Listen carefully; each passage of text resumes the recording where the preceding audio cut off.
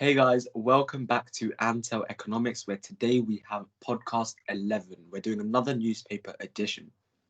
Yes, so before we get into the newspaper edition this week, we have Tweet of the Week.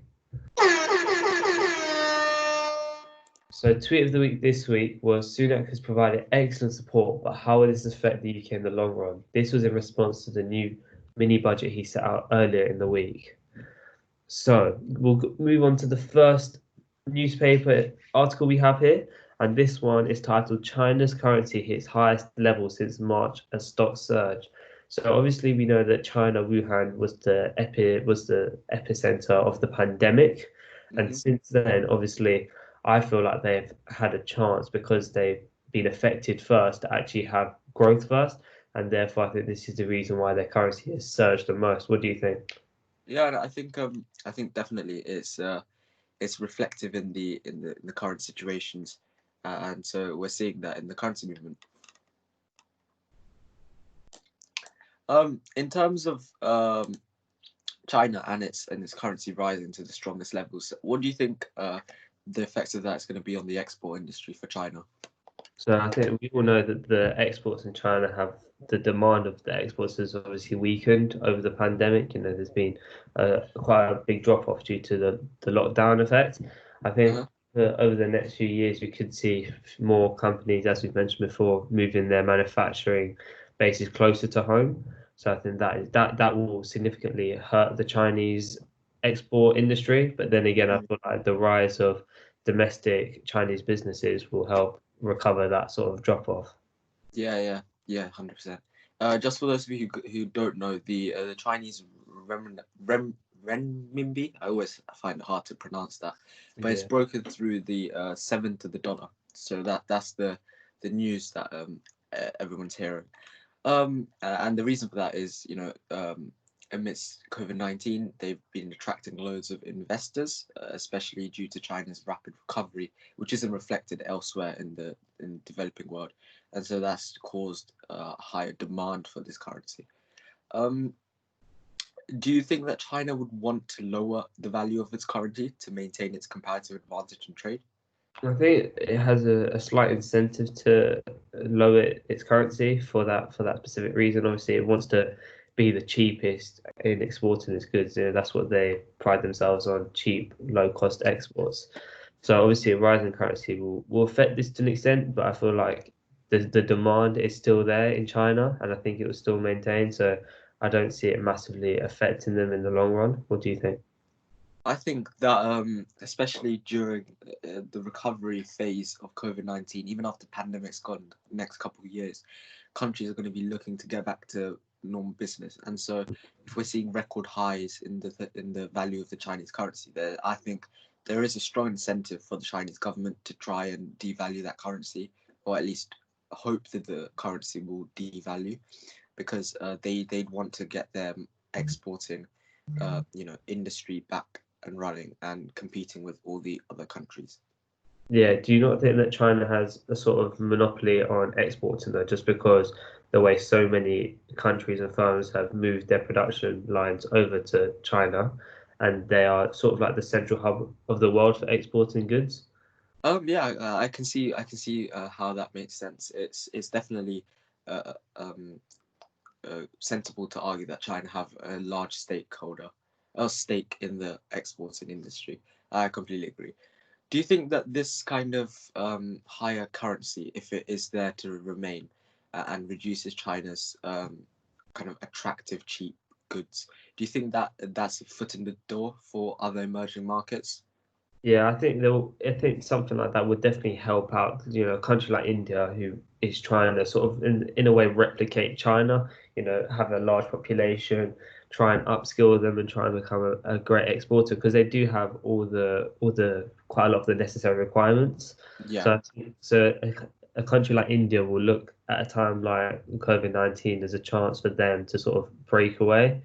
I think it's actually really important for them. So I think for them to actually thrive, they need to recover and get out of this pandemic as quickly as possible. And if they can do that, then that's only going to help them further their interests and help them become a more developed nation quicker.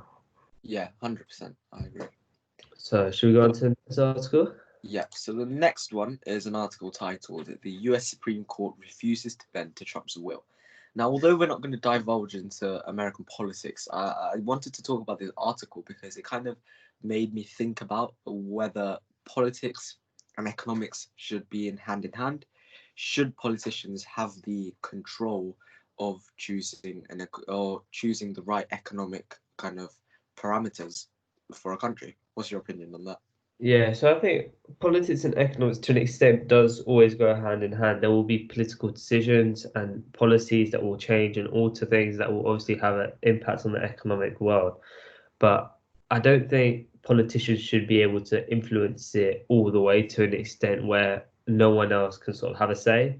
You see what I mean? I feel like it shouldn't always be reliant on just politicians. I don't think they should hold all the power and all the keys to changing the economic outlook of a country. What do you Yeah, no, think? I completely agree. Like economics is a tool that politicians can use to get votes. I mean, we always see during voting periods, unemployment reaches lows, income tax kind of gets more lenient. Mm. We always see that politicians can use these economic factors to strong arm their political kind of movement. And that leads me to question whether economics being controlled by politicians will lead to short termism. Maybe the politicians will look at the country's long term interests rather than short term interests. What do you think about that? Yeah, I think every politician has it in for themselves to an extent. They all want the votes, they all just want the power. So they will obviously only look for, well, not always, but a lot of the time will look for short-term policies that will benefit them in terms of their votes and hopefully be attractive towards voters. I think Mm, there's a danger that there's a lot of false hope. And obviously, these politicians like to promise a lot of things and they're not actually going through with their promises, yeah. which is obviously it's not good for public morale, and I don't think it's the right way to do things Mm. personally. Yeah, no, I can see how that makes sense. And like we've seen that when governments have tried to, or at least when the kind of situation has changed, such as the Bank of England is now the person controlling interest rates rather than the politicians. There was a large amount of kind of debate upon whether that should happen. There was loads of people that argued against it, and so you can see how politicians really do value this kind of power that they have. Yeah, I think the Bank of England is quite good for setting interest rates. You know, there's a whole board and committee that does it. It's Yeah, done on a monthly, regular basis. It's yeah, done in a fair way. So, and they've got obviously the people in there who are looking out for the country's interests. So, I think that's really important rather than having one or two politicians who will set the interest rates to make sure it goes in their favor. You know, low interest rates so firms can borrow. You know, this way it's more for the people rather than just for individuals. yeah. No, I completely agree with that.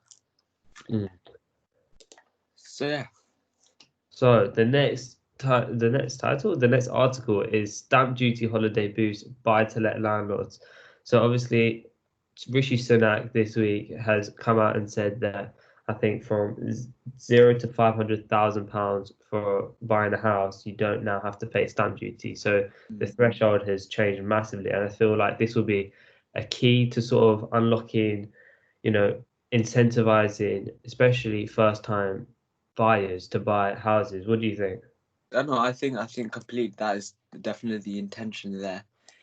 In terms of effectiveness, I think that for first-time buyers, it might not be as effective as Sunak would want because these first-time buyers are generally in financial positions where they are vulnerable to such economic impacts such as COVID. So, in terms of buying houses during this period, may not necessarily be something that they do. But in terms of activating or reigniting the consumption in an economy, this is definitely a step forward, and it will attract investors and kind of kickstart this kind of um, chain of consumerism. Yeah, I think it's really important to obviously get the housing market strong and maintained. I think it's obviously one of the biggest markets in the UK. Yeah, If it was to fall and collapse, it would be an absolute disaster. So I think Rishi Sunak is by doing this is really good. He's incentivized people to go out and try and look for houses. You know, stamp duty is really quite a lot of money. You know, when you're looking yeah, Yeah. As a first time buyer, you have to have that money as liquid. You can't Yeah. Exactly. Yeah. just get it as loans. So that is, I feel like it's a really good scheme from Sunak, Yeah. and it definitely will help sort of boost the housing market again. Yeah. But when sometimes I think, will this scheme just help property investors? What do you think on that? Yeah, no, that's something that I was thinking about. For an investor buying a £500,000 property, their stamp duty that's payable would have been reduced from 30,000 to 15,000. Yeah, So obviously, these investors are having a large incentive to do so. But uh, in terms of your point there, I do agree with you. I think that this scheme will target more of the investors rather than the first property, although the first homeowners, yeah, because these investors generally are more financially yeah. secure to acquire a second property compared to these first-time buyers, and so they'd be in a better position during COVID.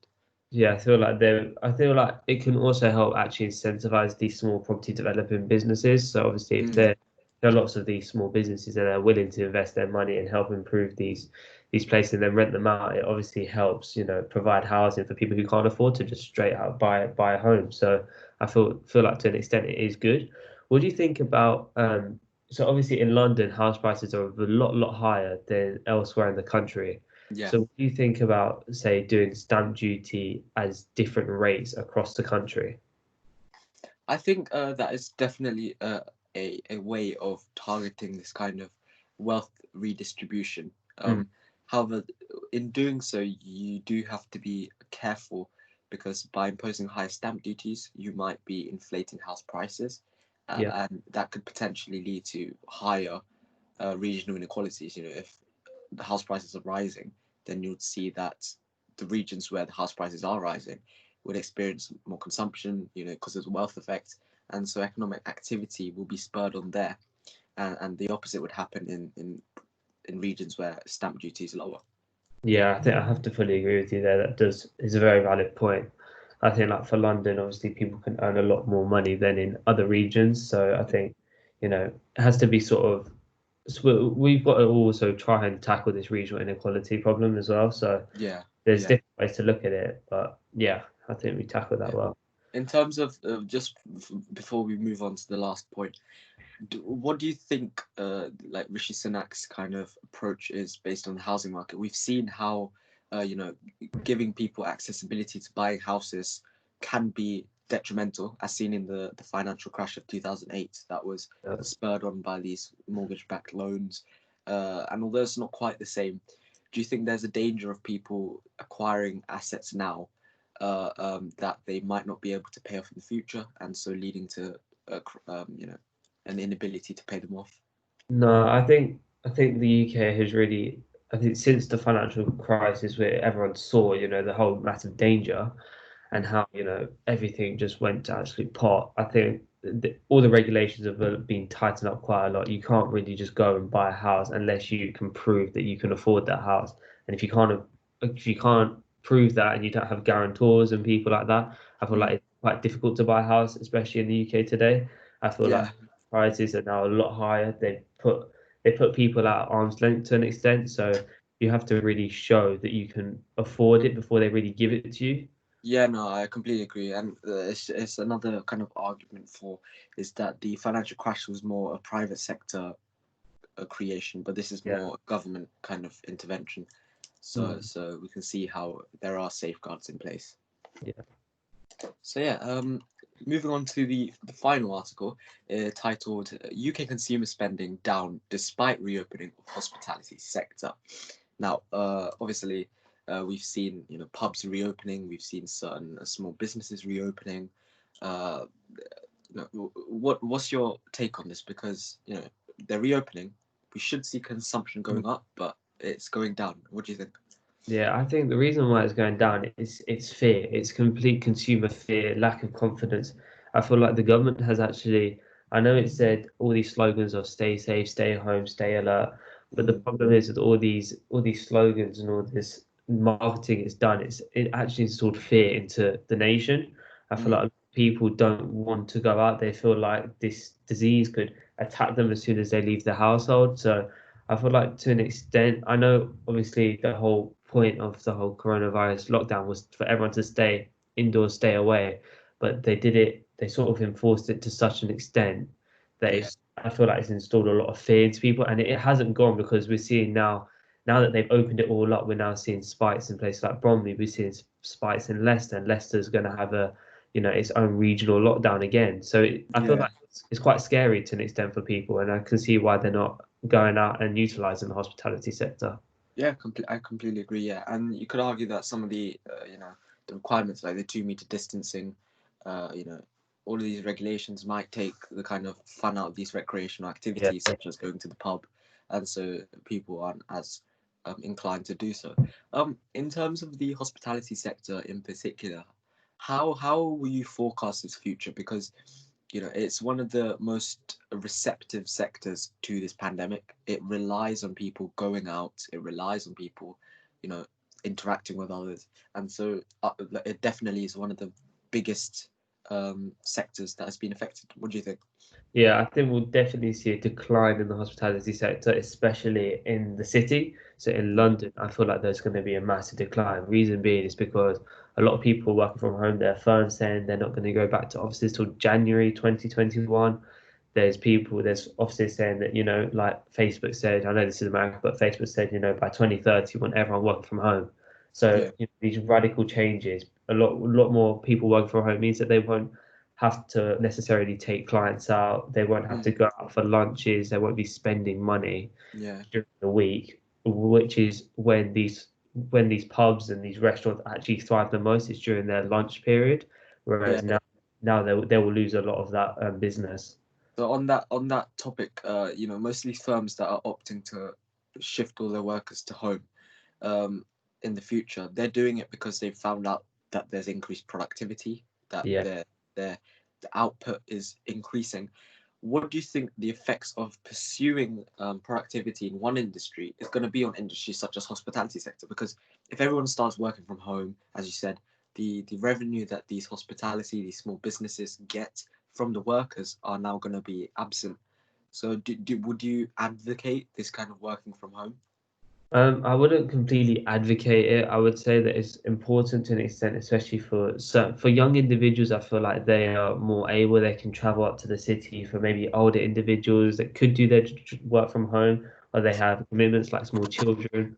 I think Yeah, working from home is obviously a good thing to have. It's flexibility. It's what helps people want to get employed. Flexibility is a massive thing in employment. The problem is, I feel like if we see a massive decline in the hospitality sector, we're then going to see a rise in unemployment, which is going to affect the amount of people yeah, claiming benefits. yeah. Then it's just going to lead to more debt, and the government will then have to intervene. I personally believe they'll have to intervene and create more jobs for these people who are unemployed and Yeah, don't have the skills for city-based jobs. yeah, I completely agree. And with the hospitality sector, a large amount of those workers are also gig workers as well. Yeah, There's definitely. been loads of like Airbnb, for example. That's a large industry related to hospitality. So we're not only going to be seeing the fall of these established firms, but also these kind of freelance workers as well, who now don't have anywhere to go. Yeah. Do you think takeaways will help recover a lot of this decline in the hospitality sector? Oh yeah, I think in terms of takeaways and food, there's always going to be the demand for food, and everyone likes a takeaway. It's a breakaway from what they're usually used to, and so takeaways are definitely gonna recover. I think they're gonna recover fairly soon as these restrictions ease up a bit more. I mean, we're already seeing recovery in some of the restaurant industries who partake in the takeaway business. Yeah, That's what definitely. I think. And also, one last thing, what do you think about the future of cinemas? Do you think they will be around for much longer? Uh, I'd say that the future of the cinema is going to be. I think it's there. I think it's there to stay. I think Mm, there's a certain kind of tradition that follows the release of a movie, and people want to experience that kind of thrilling experience at the cinema theater.